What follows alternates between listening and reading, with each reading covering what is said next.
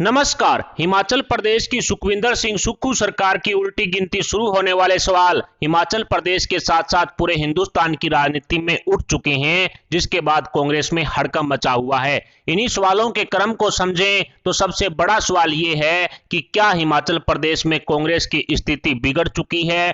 क्या कांग्रेस के बागी नेता पार्टी छोड़कर भारतीय जनता पार्टी का रुख करने वाले हैं? क्या सत्ता की चाबी बीजेपी के हाथों में आने वाली है? और क्या सीएम सुक्खू की कुर्सी भी खिसकने वाली है? सियासी गलियारों में उठे इन सवालों ने कांग्रेस आलाकमान की नींद उड़ाकर रख दी है। ये खबर तेजी से फैल रही है कि हिमाचल में कैबिनेट विस्तार में देरी होने की वजह से हिमाचल कांग्रेस के 15 से 18 विधायकों ने बगावत का मन बना लिया है। और सूत्रों से मिली जानकारी के मुताबिक कांग्रेस के इन बागी विधायकों ने बीजेपी को प्रस्ताव भी भेज दिया है कि वो बीजेपी के खेमे में आने के लिए तैयार हैं।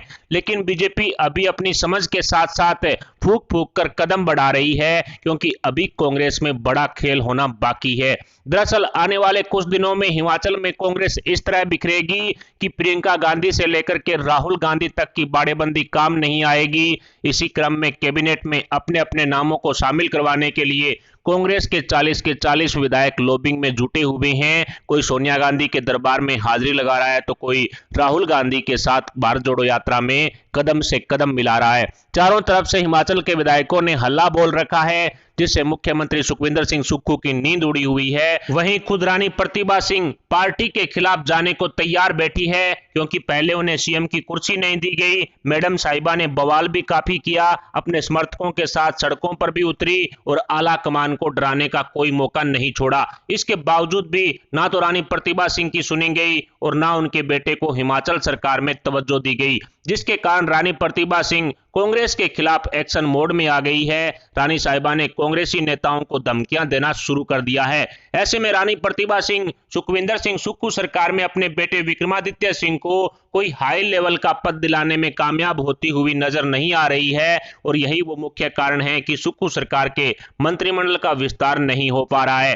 कांग्रेस आलाकमान को हिमाचल के मंत्रिमंडल की लिस्ट तैयार करनी है और इस लिस्ट के इंतजार में कांग्रेस के तमाम नेता अपनी नजरें गड़ाए बैठे हैं, क्योंकि मंत्री पद कम हैं और दावेदार ज्यादा हैं। इसलिए हम बार बार कह रहे हैं कि असली खेल कांग्रेस में मंत्रियों की लिस्ट जारी होने के बाद होगा, लेकिन लिस्ट आने पर हिमाचल कांग्रेस के नेताओं का आपस में भिड़ना तय माना जा रहा है। जैसा कि अब तक किसी भी राज्य के मंत्रिमंडल विस्तार के दौरान कांग्रेसी नेताओं में आपस में भिड़ने वाली रीति रिवाज रही है और मंत्रिमंडल में शामिल नहीं करने के बाद ये कांग्रेसी विधायक आलाकमान की हेकड़ी निकालने के लिए भी तैयार रहेंगे। यानी कि हिमाचल प्रदेश की कहानी अभी पूरी तरह से खत्म नहीं हुई है। सूत्रों से मिली जानकारी के मुताबिक हिमाचल प्रदेश के कुछ विधायकों ने पहले ही पाला बदलने के लिए बीजेपी को प्रस्ताव दिया है, लेकिन प्रधानमंत्री नरेंद्र मोदी जी अभी ऐसा नहीं करना चाहते हैं। पीएम मोदी ने महसूस किया है कि वर्तमान समय में ये गंदा ट्रोलिंग अभ्यास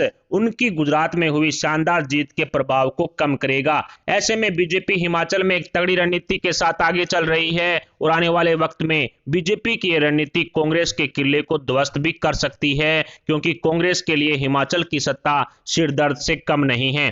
ऐसे में मंत्रिमंडल गठन को लेकर सुखविंदर सिंह सुक्खू की राय आसान नजर नहीं आ रही है। मंत्रिमंडल में जगह पाने के इच्छुक कई विधायक हैं और सब चाहते हैं कि उन्हें मंत्री बनाया जाए, लेकिन सीएम समेत कैबिनेट में 12 ही मंत्रियों को जगह दी जा सकती है। 2 पद स्पीकर और डिप्टी स्पीकर के हैं। इससे ज्यादा विधायकों की ताजपोशी के लिए कानून इजाजत नहीं देता। इसी बीच समस्या ये है कि कांग्रेस के 40 विधायक जीत कर आए हैं। इनमें से 12 विधायकों को छोड़ दिया जाए जो पहली बार कांग्रेस से जीते हैं, तो भी 28 विधायक बचते हैं, जिन्हें संभालना मुख्यमंत्री सुक्खू के लिए बड़ी चुनौती है। इन 28 विधायकों ने सुक्खू की नाक में दम कर रखा है, क्योंकि सभी को मंत्री पद चाहिए, वरना सभी विधायक अंजाम भुगतने की धमकी दे रहे हैं। और कहा जा रहा है कि अगर इन 28 विधायकों ने पाला बदल लिया और बीजेपी का रुख कर लिया तो फिर कांग्रेस की कहीं की नहीं रहेगी। ऐसी स्थिति में कांग्रेस छाती पीटती रह जाएगी और ज्यादा से ज्यादा इन विधायकों पर दल बदल कानून के तहत कार्रवाई हो सकती है, लेकिन इसका बीजेपी को फायदा ही होगा। पहले तो ये कि सत्ता की चाबी बिना किसी बवाल के मिल जाएगी, और अगर नहीं भी मिलती है तो कांग्रेस के विधायक रिजाइन देंगे और ऐसी स्थिति में दोबारा उन सीटों पर उपचुनाव होगा, जिसका सीधा सीधा फायदा बीजेपी को मिलने वाला है। यानी कि अब चारों तरफ से कांग्रेस बुरी तरह से फंस गई है। ऐसे में कांग्रेस के बागी तेवरों वाले विधायकों के समीकरण को समझें तो शिमला और कांगड़ा से 17 विधायक हैं जो कांग्रेस के साथ खेल कर सकते हैं। शिमला जिले से कांग्रेस ने 8 में से 7 सीटें जीती है, जबकि कांगड़ा की 15 में से 10 सीटों पर कब्जा किया है। कांग्रेस के 17 विधायक इन दो ही हलकों से आते हैं। इनमें से चंद्र कुमार और सुधीर शर्मा को नकारना काफी ज्यादा मुश्किल है, क्योंकि दोनों ही वरिष्ठ नेता हैं और मंत्री पद का अनुभव भी रखते हैं। चंद्र कुमार को तो स्पीकर भी बनाया जा सकता है, लेकिन सबसे ज्यादा मुश्किल काम और सबसे ज्यादा पेच फंसने वाला जिला शिमला है। यहाँ पर शिमला ग्रामीण सीट से विक्रमादित्य सिंह के लिए डिप्टी सीएम की गद्दी पर बैठाने की लॉबिंग हो चुकी है। हालांकि रानी साहिबा प्रतिभा सिंह के बेटे विक्रमादित्य सिंह दूसरी बार ही विधायक बने हैं, लेकिन सीएम सुक्खू के करीबी और पूर्व मुख्यमंत्री रामलाल ठाकुर के पोते रोहित ठाकुर कैबिनेट में जगह पाने के लिए काफी उत्साहित हैं, जो शिमला से ही बिलोंग करते हैं। ऐसे में विक्रमादित्य सिंह और रोहित ठाकुर में से किसी एक को मंत्रिमंडल में शामिल किया गया तो फिर यहां बगावती तेवर देखने को मिल सकते हैं। इसके अलावा कुलदीप सिंह राठौड़ बेशक पहली बार चुनाव जीते हैं, लेकिन प्रदेश में कांग्रेस की जीत का सिलसिला शुरू करने वाले वही हैं, तो ऐसे में उन्हें उम्मीद है कि मंत्री पद उन्हें दिया जा सकता है। और अगर आला कमान उनके नाम पर मोहर नहीं लगाती है तो आला कमान का खेल बिगाड़ने के लिए कांग्रेस नेता तैयार बैठे हैं। सिर्फ ये विधायक ही नहीं बल्कि सोलन और सिरमौर जिले के विधायकों का खेल भी कांग्रेस पर भारी पड़ सकता है। मुख्यमंत्री सुखविंदर सुक्खू के लिए जिला सोलन और सिरमौर को नजरअंदाज करना काफी मुश्किल होगा। पार्टी के मुद्दे के बावजूद सिरमौर से हर्षवर्धन चौहान अपनी सीट निकालने में कामयाब हुए हैं, वो 6ठी बार विधायक बने हैं। सुक्खू की तरह ही वीरभद्र सरकार में उनकी भी अनदेखी होती रही है, लेकिन इस बार वो भी आर पार के मूड में बैठे हैं, नजरअंदाजी बिल्कुल बर्दाश्त नहीं करेंगे। ऐसे में उन्हें सुक्खू शायद ही नजरअंदाज करे। इसके अलावा विनय कुमार और बीजेपी के दिग्गज राजीव बिंदल को हराने वाले अजय सोलंकी भी कतार में हैं। जिला किन्नौर और लाहौल स्पीति से दोनों ही विधायक रवि ठाकुर और जगत सिंह नेगी को भी नजरअंदाज नहीं किया जा सकता है। सोलन से धनीराम सांडिल को मंत्रिमंडल में शामिल किया जा सकता है, वो दलित चेहरा भी हैं। ऐसे में इन सभी को उम्मीद है कि सुक्खू की कैबिनेट में इनको जगह मिल सकती है, लेकिन हमीरपुर क्षेत्र का संसदीय गणित भी कांग्रेस को उलझा सकता है।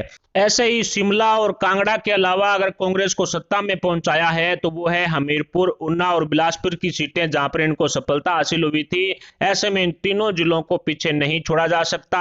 और सबसे बड़ी बात तो ये है कि इन सभी सीटों से जीते हुए विधायक मंत्री बनने के लिए उत्सुक हैं। सभी को लग रहा है कि पार्टी उन्हें कोई मंत्री पद देगी, लेकिन पार्टी आला कमान खुद कंफ्यूज नजर आ रही है। लिस्ट बनाने में देरी होने का मुख्य कारण इन सभी वरिष्ठ नेताओं को एडजस्ट करना है, और मंत्रिमंडल में सभी को शामिल करके खुश नहीं रख पाने के कारण मंत्रिमंडल का विस्तार नहीं हो रहा है। और मंत्रिमंडल का विस्तार नहीं होने के कारण हिमाचल कांग्रेस में आपसी तनातनी के साथ साथ बगावती तेवर लगातार देखे जा रहे हैं, और कांग्रेस विधायकों के इसी बगावती खेल में मुख्यमंत्री सुखविंदर सिंह सुक्खू को बड़ा झटका लगने की उम्मीद जताई जा रही है। हिमाचल कांग्रेस के नेता और विधायकों में चल रही आपसी खींचतान को लेकर एक बार फिर से सीएम सुक्खू ने राजस्थान की गहलोत सरकार को ध्यान में रखते हुए कहा कि हिमाचल में मुख्यमंत्री बनने की राह पर 4-5 लोग जरूर थे, लेकिन उन सभी 4-5 नामों में मुख्यमंत्री बनने की होड़ थी। और कांग्रेस पार्टी में उत्पन्न हुई बगावत को सीएम सुक्खू ने नकारते हुए कहा कि यदि हिमाचल कांग्रेस में आपसी फूट होती तो हिमाचल कांग्रेस की स्थिति भी राजस्थान जैसी हो जाती।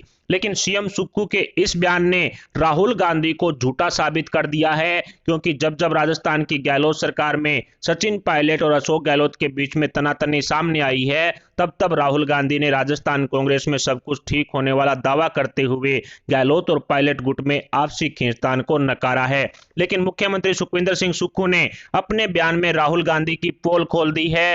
राहुल गांधी की झूठ के साथ साथ राजस्थान कांग्रेस में चल रही आपसी गुटबाजी और खींचतान के अलावा सचिन पायलट के बागी तेवरों को भी जनता जनार्दन के सामने सीएम सुक्खू ने रख दिया है।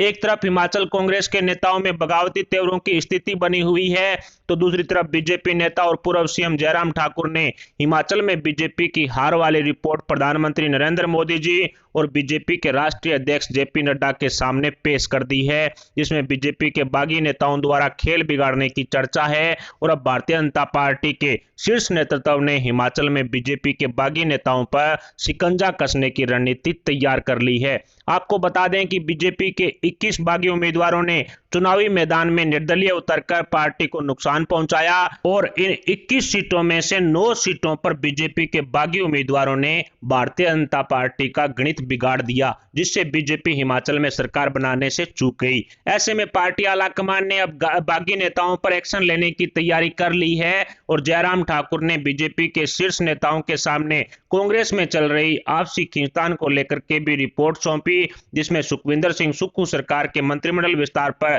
कांग्रेस में मौजूद बगावती तेवरों की भी चर्चा हुई है, जो निकट भविष्य में ही भारतीय जनता पार्टी के लिए रामबाण साबित हो सकती है। ऐसे में एक तरफ कांग्रेस अंदरूनी कलह से जूझ रही है, तो दूसरी तरफ भारतीय जनता पार्टी भी बागी नेताओं पर कार्रवाई करने में जुट गई है और बीजेपी ने सुक्खू सरकार के मंत्रिमंडल विस्तार पर नजरें टिका ली है, जो कांग्रेस के लिए घातक साबित हो सकती है, क्योंकि जब जब ऑपरेशन लोटस की शुरुआत हुई है तब तब कांग्रेस को अपनी सरकार गंवानी पड़ी है और इसी क्रम में अब हिमाचल प्रदेश की सुखविंदर सिंह सुक्खू सरकार जाती हुई नजर आ रही है।